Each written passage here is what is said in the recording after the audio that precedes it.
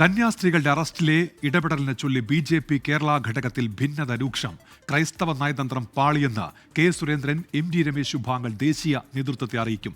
കന്യാസ്ത്രീകൾക്കൊപ്പമെന്ന് പറയുന്നുവെങ്കിലും case റദ്ദാക്കുന്നതിലെ നിലപാട് BJP വ്യക്തമാക്കിയിട്ടില്ല. BJP ദേശീയ നേതൃത്വത്തിന്റെ നിർദ്ദേശപ്രകാരം സംസ്ഥാനത്ത് നടപ്പിലാക്കി വന്ന ക്രൈസ്തവ നയതന്ത്രം പാളിയെന്നാണ് ഒരു വിഭാഗത്തിന്റെ കുറ്റപ്പെടുത്തൽ. കന്യാസ്ത്രീകളുടെ മോചനവുമായി ബന്ധപ്പെട്ട കാര്യങ്ങളിൽ പാർട്ടിയിൽ കൂടിയാലോചന നടത്തിയില്ല. 6 പേർ മാത്രമാണ് കൂടിയാലോചനകളിൽ പങ്കാളികളായതെന്നും വിമർശനമുണ്ട്. വിഷയത്തിൽ RSS എതിരായതോടെ MT രമേശ് അകന്നു. കന്യാസ്ത്രീകളുടെ അറസ്റ്റ് BJP കേരള ഘടകത്തെ ബാധിക്കില്ലെന്ന് ജനറൽ സെക്രട്ടറി അനൂപ് ആന്റണി. ഇങ്ങനെയുള്ള പല സ്ഥലങ്ങളിലും അതിൻ്റെതായ പ്രശ്നങ്ങളുണ്ട്. അപ്പോൾ അത് ഈ കോൺഗ്രസ് ഭരിച്ചാൽ പോലും ഇതേപോലുള്ള പ്രശ്നങ്ങൾ മുമ്പോട്ട് വരാം.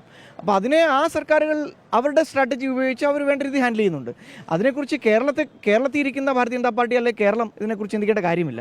മതപരിവർത്തനം നടത്തിയിട്ടുണ്ടോ എന്ന ചോദ്യത്തിന് കന്യാസ്ത്രീകളെ സംശയനിഴലിൽ നിർത്തുന്നതായിരുന്നു S സുരേഷിന്റെ പ്രതികരണം. BJP കേസിന്റെ മെരിറ്റിനകത്തേക്ക് കടന്നിട്ടുമില്ല, ഇനി കടക്കാൻ ഉദ്ദേശിക്കുന്നുമില്ല.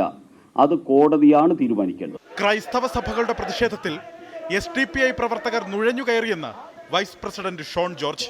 SDPയുടെയും ജമാഅത്തെ ഇസ്ലാമിയുടെയും ഉൾപ്പെടെയുള്ള ആളുകൾ ക്രൈസ്തവ സഭ നടത്തിയ ഇതുമായി ബന്ധപ്പെട്ട പ്രക്ഷോഭങ്ങളിൽ നുഴഞ്ഞു കയറിയിട്ടുണ്ട്.